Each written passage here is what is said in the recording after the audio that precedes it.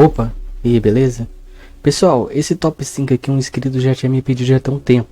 E eu demorei muito tempo pra fazer, né? Porque eu não tinha tanto tempo, mas e também manuais de romance não é muito o meu nicho, né? Lógico, eu já li alguns, mas não é meu forte, né?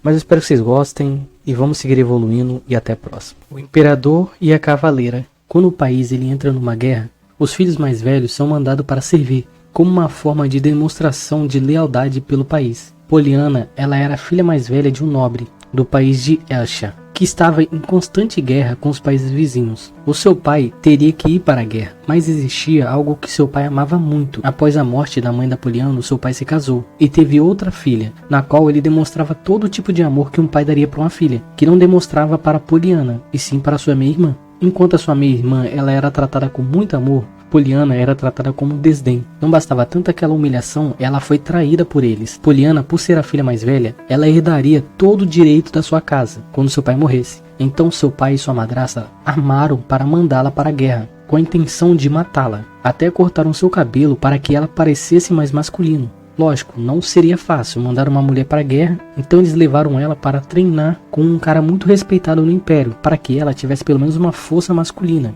No começo, o treinador não aceitou ela, mas vendo que o pai da Poliana iria mandá-la para a morte sem nenhum treinamento, ele aceitou ensiná-la. No princípio, Poliana ela era muito fraca, e foi aí que seu mestre mostrou para ela o motivo para ela ficar mais forte, a sua vingança, para que ela pudesse voltar viva da guerra e tomar tudo que era dela de novo. Depois disso, Poliana treinou muito forte, e o seu treinador começou a ensiná-la táticas de guerra. O seu mestre dizia para ela que ela não poderia ser capturada, já que mulheres em guerra, elas eram violentadas. Então ela literalmente teria que implorar para morrer. E o seu treino durou mais ou menos até os 14 anos dela, quando ela seria mandada para a guerra. Todo mundo lá presente teve a sua família para se despedir, mas Poliana não teve ninguém para se despedir dela. Mas isso ainda não tinha acabado. Por ela ser uma nobre, ela iria ter que ir na carruagem, mas os nobres ali sabiam que na família dela só existia mulher. Então descobriram rapidamente que ela era uma mulher e expulsaram ela da carruagem, porque isso dava mais sorte para eles. Mas Poliana se lembra da palavra do seu mestre, que sempre deve lutar pelo seu espaço e conquistá-lo mesmo que seja à força. Poliana batalhou pelo seu país por 10 anos e conquistou muito o seu nome lá fora. Então ela pediu para os seus comandantes para ver sua família, mas era melhor ela nunca ter ido. A sua irmã, agora um pouco mais velha, destratou de Poliana. E quando Poliana resolveu falar algo, o seu pai veio e deu um tapa em seu rosto e mandou ela se matar.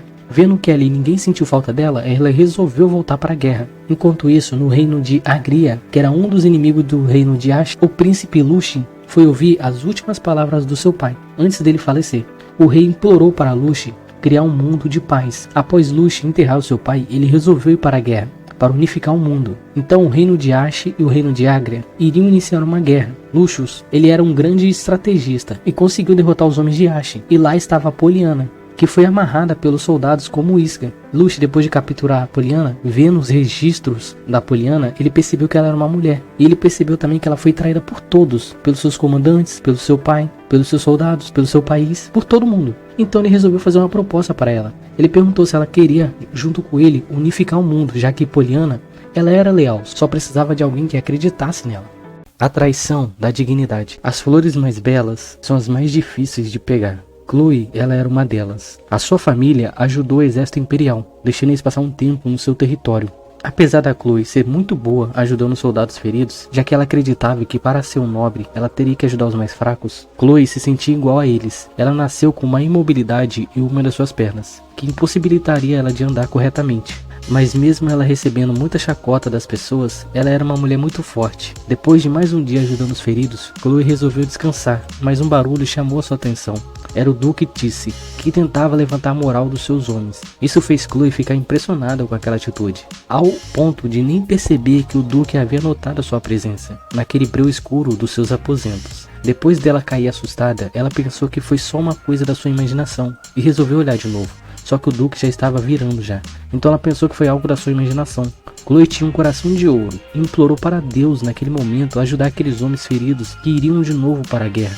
No dia seguinte, ela resolveu ir na floresta se aventurar para colher ervas medicinais, já que ela era uma excelente médica. Vagando pela sua mente, ela avistou o Duque. e ficou com receio dele vê-la ali, então ela resolveu ir embora, mas ele acabou percebendo que ela estava ali. E Chloe tentou o máximo possível desviar do assunto para ir embora, mas o Duque resolveu falar palavras grossas com ela. Só que ele não sabe que ela já aturou muita coisa e não era um tipo de pessoa que abaixaria a cabeça. E por fim Chloe enfrentou ele. E ninguém nunca tinha feito isso, ninguém nunca confrontou o Duque. E vê-la fazendo aquilo, isso chamou a sua atenção. Mas Chloe era uma mulher de valor e não cairia naquele charmezinho besta. Assim ela foi embora. Após o fim da guerra, como agradecimento, o Duque chamou a Chloe e sua irmã para uma festa que iria só a alta classe da nobreza. Chloe via aquilo como uma oportunidade de ajudar sua família, arrumando alguém para casar sua irmã, para salvar sua família da falência. O seu pai gastou todas as suas economias para ajudar a mãe da Chloe e da sua irmã, porque ela teve uma doença, mas mesmo assim a sua mãe faleceu. E por isso que Chloe virou médica. Essa era uma chance de Chloe achar um pretendente para sua irmã e utilizar o dote para salvar as terras da sua família. Chloe pede desculpa à sua irmã mais nova. Por ela ser aleijada, era difícil ela conseguir alguém, então ela não conseguiria se sacrificar pela família. E ao chegar na festa, sua irmã rapidamente foi convidada para dançar.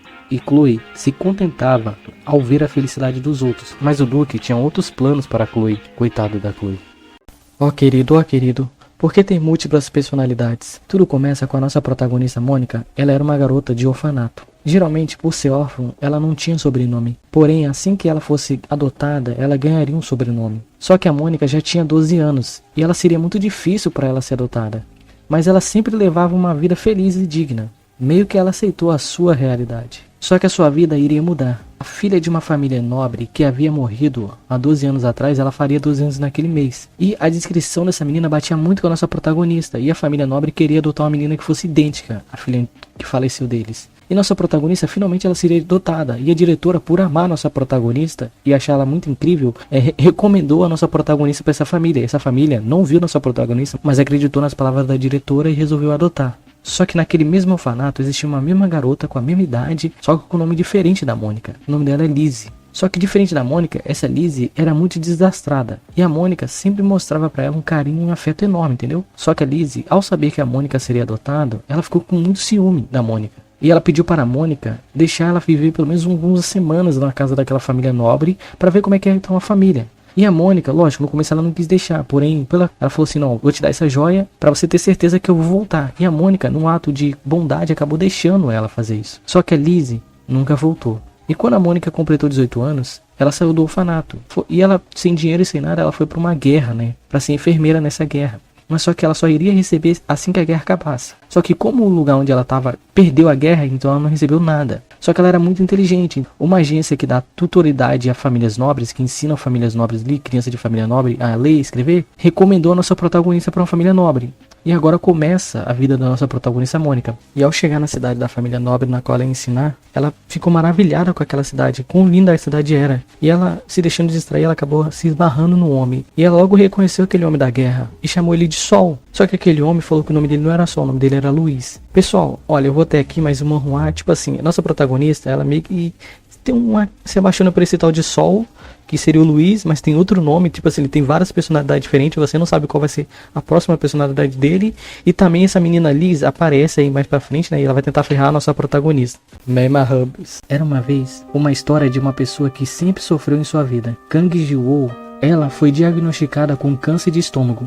Após passar por mais uma diálise sozinha, e ouvir dos médicos que lhe resta pouco tempo de vida, talvez dias, semanas ou até meses se ela tiver sorte. Tudo o que ela queria era ter o amor e a compaixão do seu marido, mas não importava o quanto ela ligasse para ele, sempre dava a caixa postal, e as mensagens que chegavam no seu WhatsApp não era visualizada.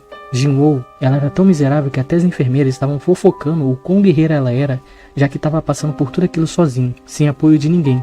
A enfermeira foi levar os remédios para aliviar a dor de Jin-woo, mas a mesma já não se encontrava em seu leito. Depois de meses sentado naquela cama de hospital, mesmo com as células cancerígenas devorando seu corpo de dentro para fora, após tocar na flor de cerejeira, ela entendeu que a vida dela não tem preço. Isso deu forças para ela chamar um táxi para confrontar o seu marido pelo motivo dele estar ignorando ela em seu leito de morte. Mesmo com seus olhos mortos para fora, uma lembrança veio em sua mente. Ele também morreu de câncer. O câncer levou tudo que ela tinha. Talvez se seu pai tivesse vivo, ela não teria cometido muitas escolhas ruins na sua vida. Mas o tempo passou e era inabalável. Agora ela vive sozinha sem o seu pai ao seu lado. Porém, dessa vez ela não iria dar mais a segunda face para apanhar. Ela iria confrontar o seu abusador. Ao abrir a porta do seu apartamento, ela viu os sapatos do seu marido e da sua melhor amiga na porta. Passo de dor que ela dava, ela conseguiu ouvir a voz do seu marido e da sua amiga mais vívida. Nesse momento, a sua ficha acabou caindo, ao ver a sua amiga de infância e o seu marido junto, deitado na cama, e contando os planos do que vão fazer após a morte dela. O seu marido vai pegar o seguro de vida dela,